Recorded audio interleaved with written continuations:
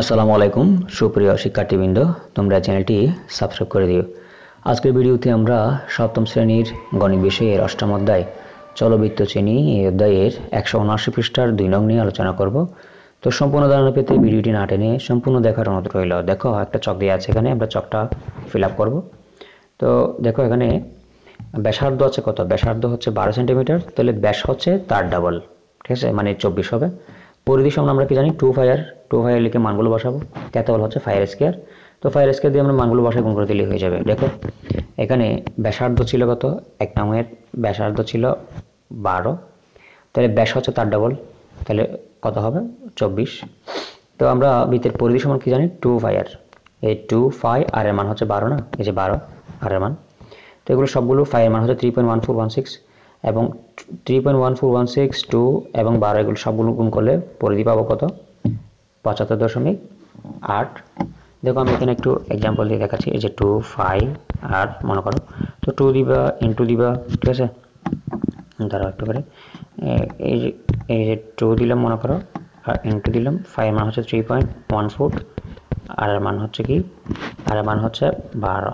তো সবগুলো গুণ করো, এখানে সবগুলো গুণ করলে এই যে এটা পাওয়া যাবে, ঠিক আছে। একইভাবে আমরা ক্ষেত্রফল বের করব। ক্ষেত্রফল সমান আমরা জানি 5 স্কয়ার এস, এই যে 5 আর স্কয়ার মানে আর কত 12, তো 12 কে স্কয়ার করে দিলাম।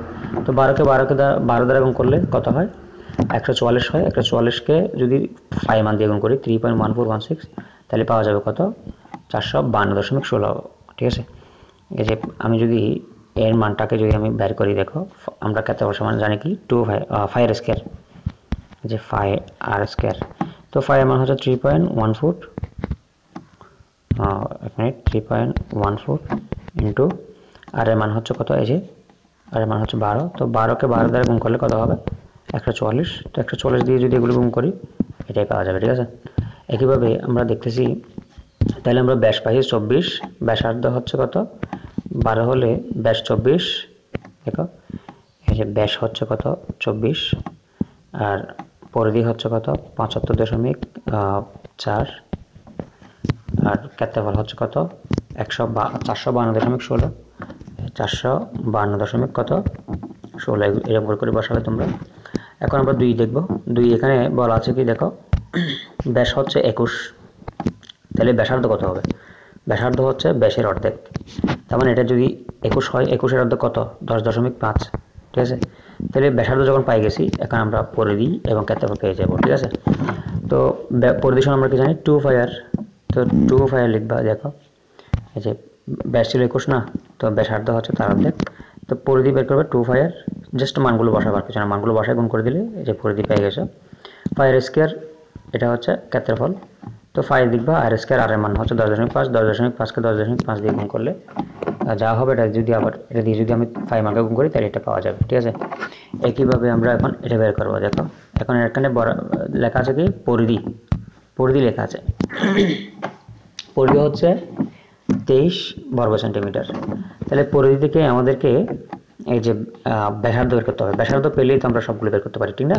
তো পরিধি মনে করো 23 সেন্টিমিটার আছে, তো আমি পরিধিটা বের করবো। দেখো এখানে আমি যদি পরিধি বের করি, এই যে পরিধি সমান আমরা কি জানি 2 5 আর পরিধি হচ্ছে মনে করো 23, ঠিক আছে।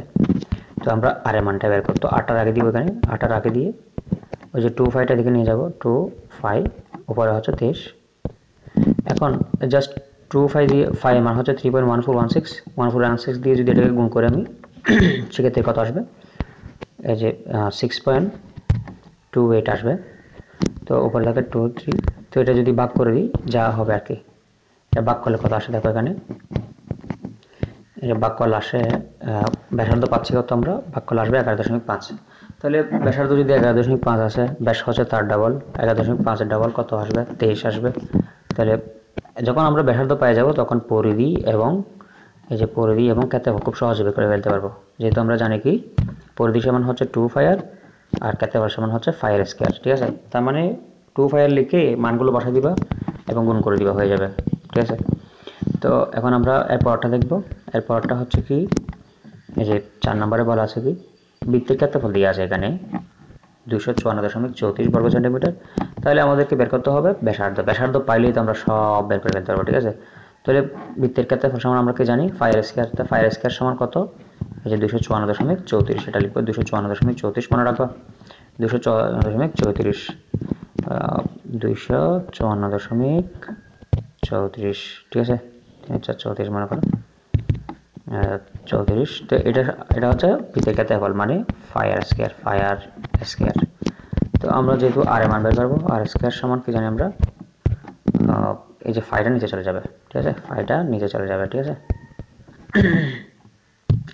তো ফাইয়ের মান দিয়ে ভাগ করলে আমরা আসছে কত 9 সেন্টিমিটার ঠিক আছে এটা হচ্ছে ব্যাসার্ধ তো ব্যাসার্ধকে ডাবল করে দিলে ব্যাস পাওয়া যায় তাহলে আর এই ব্যাসার্ধ যখন পাই গেছি এখন আমরা পরিধি বের করতে পারবো পরিধি সমান আমরা কি জানি 2 আর তো 2 লিখবা 5 এর মান বসাবা এবং আর এর মান এই আর এর মানটা বসাবা সবগুলো বসায় গুণ করে দিলে এই যে পরিধি পাওয়া যাবে একইভাবে এই যে বৃত্তাকার সমান আমরা কি জানি 5 স্কয়ার তো 5 স্কয়ার ছিল আমরা সবগুলো মান কিন্তু এখানে বের করছি তো তোমরা এই সবগুলো মান এখানে বসায় নেবে চকের মধ্যে বসিয়ে নেবে ঠিক আছে চকের মধ্যে বসায় নেবে তো ভিউয়ার্স পরবর্তী ভিডিওতে আমরা 3 নং নিয়ে আলোচনা করব পরীক্ষা সংক্রান্ত আপডেট পেতে চ্যানেলটি সাবস্ক্রাইব করে বেল বাটনটি অন করে দাও দেখা হবে পরের ভিডিওতে সে পর্যন্ত ভালো থাকবে ধন্যবাদ